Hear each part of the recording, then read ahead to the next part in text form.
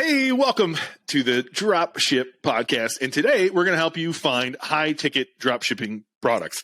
This spawned from a question of other people that we've had on calls thinking about joining our course who are like, I have this one idea. And then when we tell them, hey, maybe that's not the best idea, they go, oh my God, how am I going to come up with more ideas? Or they only have the e-bike idea, which, John and I are not fans of. And so we want to help you come up with other ideas. We kind of want to show you a few different ways you can go find some products online. Yeah, absolutely. This is one of the big questions. Anybody who's thinking about starting high ticket dropshipping is like, well, what am I going to sell? What's the product? How do I find the product? So let's answer that right now. And they're everywhere, honestly. Like the easiest place to start is the OG example of high ticket dropshipping. I often reference this when I'm on other podcasts. It's Wayfair. Wayfair used to be hundreds of different small niche e-commerce stores, just high ticket dropshipping stores, and they combined them all into one. So if you want to go to the simplest place to find high ticket dropshipping products, just go to wayfair.com. I'm on there right now on my other screen here. If I click on the furniture menu, they've got living room furniture, bedroom furniture, kitchen and dining furniture, office furniture. We're not big fans of furniture on this podcast, but there's a lot of other ideas on here that are not terrible ideas. Outdoor and patio furniture, outdoor shades, outdoor decor, gardening, outdoor heating, hot tub, saunas, and pools. That's just one menu. Like if you click every single menu on here, there is a plethora of ideas, all of which you can find the who behind. John and I are big on the who.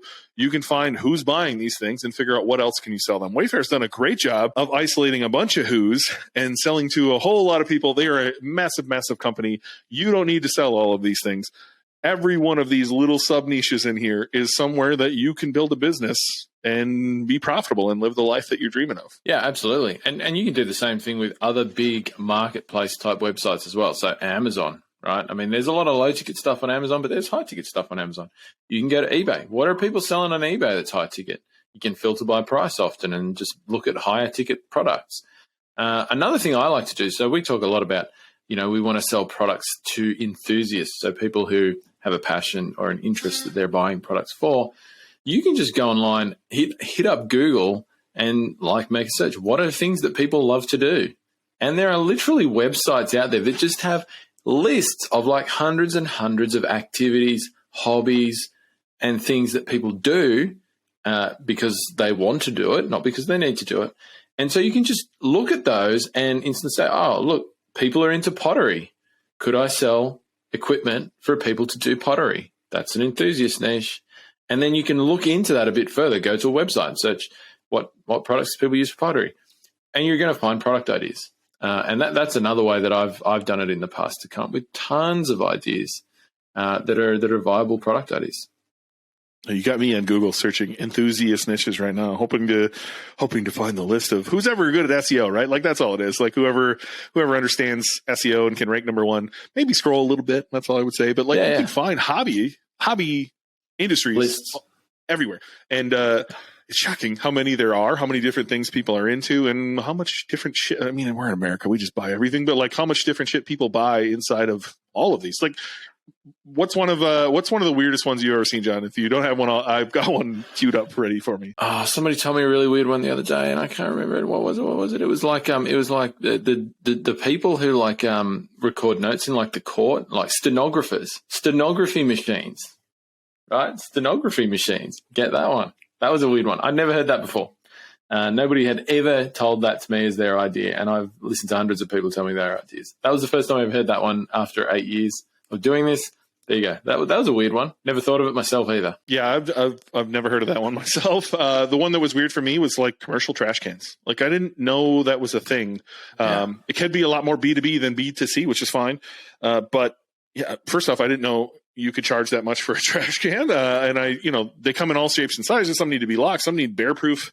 If you're up here, you need bear proof trash cans. There's all sorts of different types of trash cans, and I had no idea. Now that might not be the enthusiast market that you're looking for, but it sure did check a lot of other boxes. So in our course, we teach you need the right level of competition. You need the right amount of suppliers, not too many, not too little. You need to be in the right price point, which is a big deal. We don't want to be in no man's land, the 200 to 800 range. We want to be 800 above. I like to be in the thousands of dollars if I can. And then, obviously not into the $10, $20, $30,000 range if possible.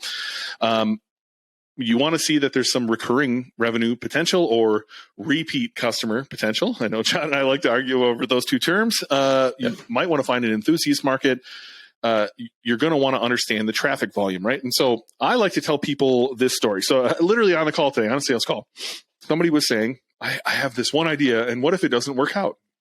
And I said, if you follow our criteria that John and I teach, all of a sudden you're going to start seeing other ideas. And he said, how does that work? And I said, okay, what's the last vehicle you purchased? And he said, I bought a 2019 Dodge Ram 2500. I said, what color was it? He said, blue. I said, okay, how many 2019 blue Dodge Ram 2500s did you see before you bought that truck? And how many did you see after you bought that truck? And he said, well, I sure did see a whole lot of them after I bought the truck. And the reason that is something called your reticular activation system.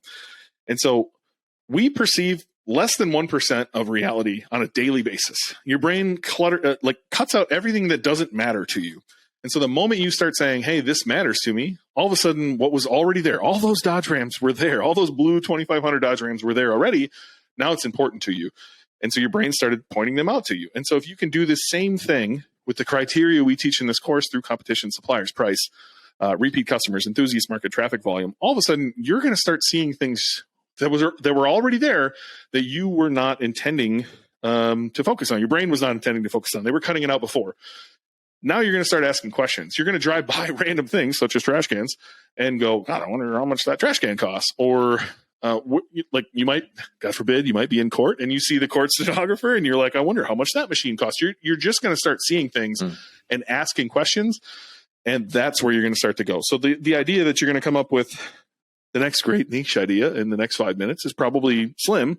But if you're willing to take the time to learn how to identify a good one when you do see it, your brain will start showing you things that you were already seeing that you weren't paying attention to before. And then you'll start analyzing it through that lens and be hopefully narrowing down to a list of things that actually do make sense through the criteria we teach in our course. Yeah, absolutely. It's once you learn how to think and how to look about this, it's actually really easy to come up with ideas. I think that's the feedback I always get from people. A lot of people will say to me before they come into our program, or just anywhere that that people are asking questions like, "What if I do this and I can't think up any ideas?" Literally, not a single person who has taken our program has not been able to come up with any ideas. That has never happened. Once you know the exercise and you've done it, you've gone through and you've started looking and you've, as you say, thought about the criteria, things just start to pop out at you all over the place. You'll easily be able to come up with a list of, 20 to even 50 ideas. It's pretty easy, honestly.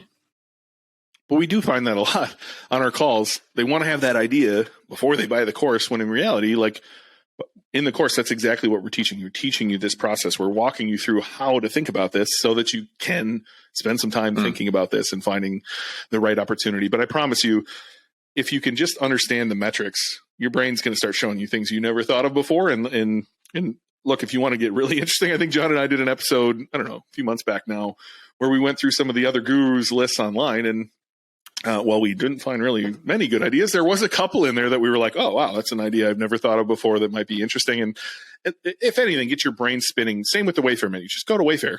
Go one by one through that menu and let it start spinning ideas into your brain of what is possible when you start thinking high ticket and what you could sell. And I promise you're going to start coming up with your own unique ideas. Yeah, I think that's a good point. Even if you don't end up wanting to sell stuff that they sell on Wayfair, just looking at so when you've not looked at it before, it's really hard to kick your brain into gear of what products are expensive, what products are high ticket.